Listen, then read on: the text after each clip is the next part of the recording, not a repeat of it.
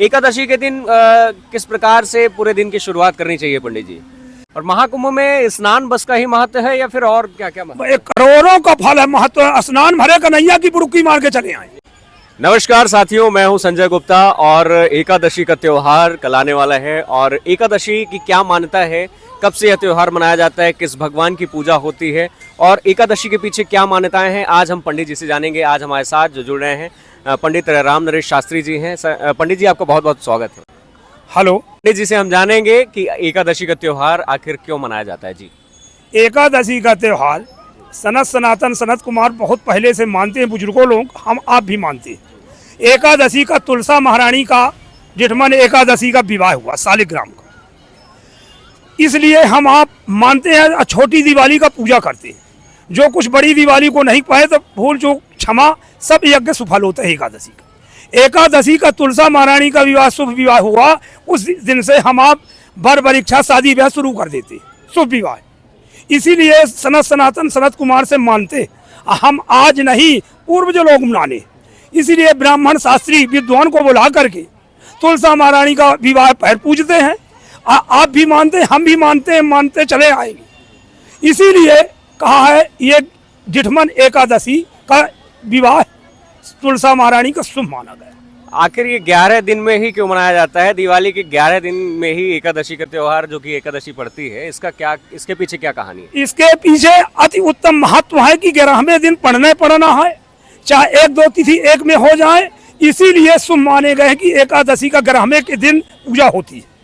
जैसे कोहरा बरिहा दल एकादशी को बल देते, जैसे आपके सिंघाड़ा तुलसी मुकुइया बैर भाजी एकादशी में गन्ना को चढ़ाते, तुलसा महारानी में पैर पूजते हैं, उसी प्रकार से शुभ माना जाएगा हमें।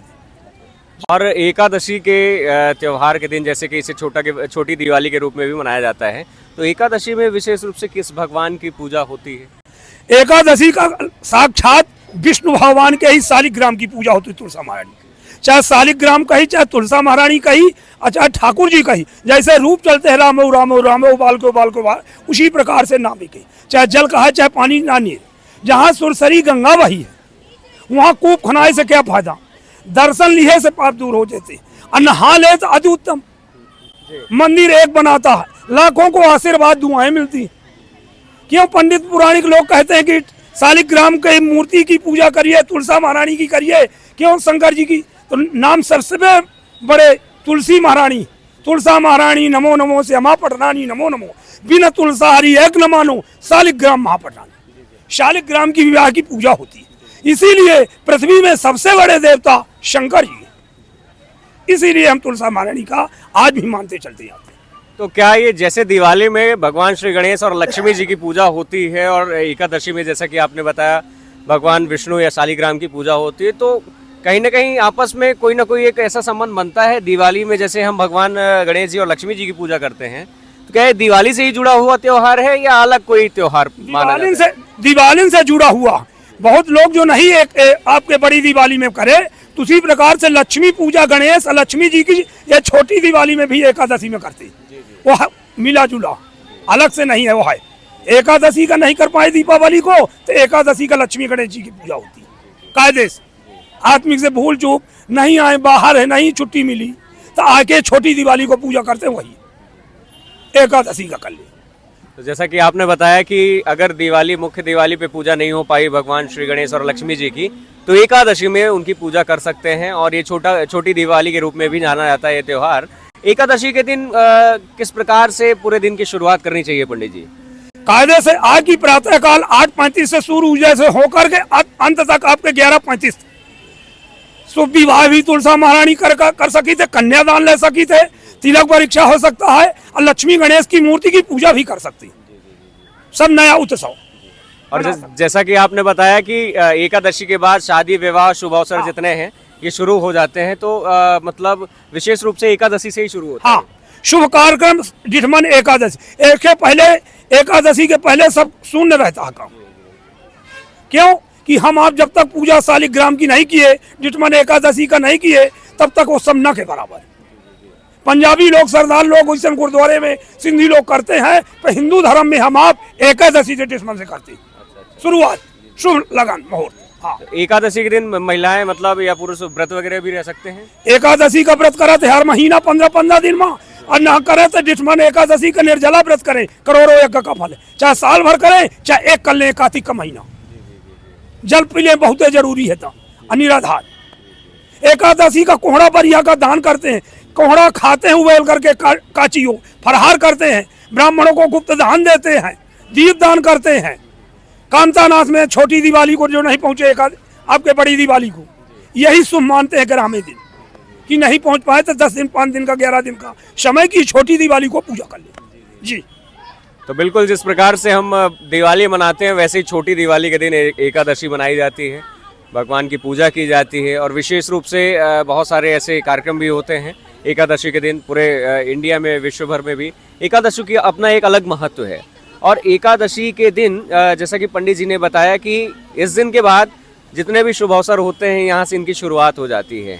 और ये जैसे आपने शुभ अवसर की बात की है, शुभ शुरुआत जो होती है एकादशी के बाद, तो ये कब तक चलता है? ये शुरू आपके कार्तिक से हो गए थे आपके फरवरी तक, नया साल तक।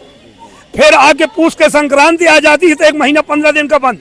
सूर्य उतरने जहाँ दक्षिणे आए तो सब पार शुरू। एक बात, दूसर छुछुई पड़ाका रंग बिरंगे हर काम दिवाली के होते हैं, उसी प्रकार से एकादशी को भी होती। हाँ, नया सब। हाँ। और जैसा कि अभी जनवरी 2025 में 13 जनवरी में महाकुंभ लग रहा है प्रयागराज में, उस बारे में आपका क्या कहना है? ये कुंभ आता आपके 12 साल 24 साल पर तो कुंभ में प्रयागराज स्नान करना चाहिए। महात्मा साधुओं को पंडालन में खिलाना चाहिए, दान करना चाहिए। और जो कुछ वस्त्र आभूषण हो, तिल दान, गंगा माँ भंडारा करना चाहिए। बुजुर्गों को, अपने से बुजुर्गों को स्नान कराना ना ले जाना चाहिए। यही दान पुण्य कामे आता, सब यही रह जाता है। अरे दान पुण्य यहाँ भी वहाँ भी साथ देता, इसलिए हमको आपको मानना चाहिए बड़ा भारी कुंभ। हाँ, इस अवसर में हमको आपको जो कुछ फूल आकत हो, गंगा में स्नान करे, प्रयागराज में स्नान करे और कुंभ में भंडारा करें, दान पुण्य के साल धूसा कंबल सोना चांदी यथाशक्ति के अनुसार महात्माओं को, बुजुर्गों को, गुरुओं को, कन्या को, भिखारिन को, महात्माओं को दान करें। यही करोड़ों यज्ञ का फल है। बिल्कुल, जैसा कि इस बार ऐसा माना जा रहा है कि महाकुंभ में 50 करोड़ के आसपास भक्त आएंगे और दर्शन करेंगे, स्नान करेंगे। और महाकुंभ में स्नान बस का ही महत्व है या फिर और क्या क्या महत्व? करोड़ों का फल है महत्व। स्नान भरे कन्हैया की बुड़की मार के चले आए, वहाँ दान पुण्य करे, गंगा का दीप करे, भंडारा करे, महात्मा के दर्शन करे। जो 80-80 साल के बुजुर्ग, उनकी यहाँ की कैसे भूमि में धरती, वो 3 बजे से आपके और 8 बजे रात तक नेत्र नहीं खोलते। ऐसे महात्मा साधुओं को दर्शन लिए से बैकुंठ 100 में 5 मिलेंगे। ऐसे महात्मा साधुओं को दर्शन करें, शरणामित ले, गुरुओं को दान करें, गुरुओं को पंडाल लगा रहता, श्रीमद् भागवत कथा गंगा के किनारे करें, शया दान करें, ब्राह्मण गरीबों को खुआए, भिखारी को, अंधन लूल को खुआए। ये करोड़ों यज्ञ का फल। ये मनुष्योनी मिलती नहीं मिलती इतना बड़ा भारी कुंभ, तो नहीं करे को तो तुरंत नागा का पछेल।